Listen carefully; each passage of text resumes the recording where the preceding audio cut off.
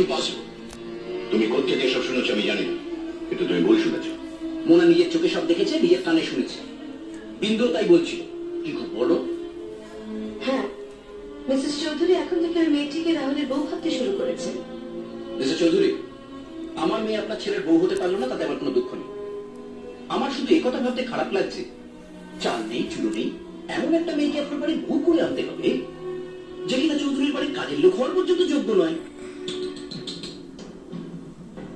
লোকের সামনে কিছু বলবে না, পেছনে বলবে, আর আমাকে তোমারই দাঁড়িয়ে সেই কথাগুলো শুনতে হবে। আপনার বন্ধু হিসাবে আমার কি খারাপটাই না লাগবে, আপনি ভাবতে পারছেন?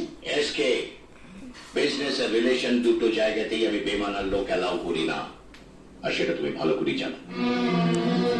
ওই মেয়েকে বিয়ে করার কথা ভাবলে আমি রাহুলকে বাড়ি থেকে বার করে দেব। সেটা হবে আপনার আরেকটা ভুল। সাপটাকে মারতে গিয়ে আপনি লাঠিটাই ভেঙে ফেলবেন।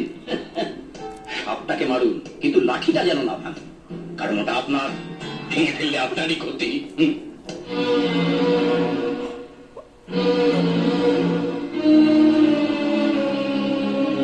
হাই ড্যাড, আমায় ডেকেছিলেন? হ্যাঁ, এসো।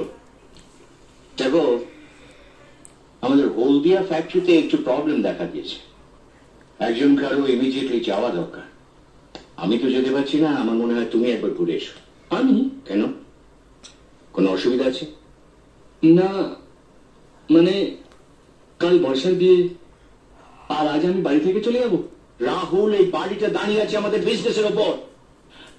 তাছাড়া একটা রাত্রের তো ব্যাপার, কালকে বর্ষার বিয়ের আগে তো তুমি ফিরে আস। যাও, আর দেরি করো। কি হলো? যাও। যাচ্ছি। কি বললি? তুই হলদিয়া যাবি? যেতে তো ইচ্ছে করছে না।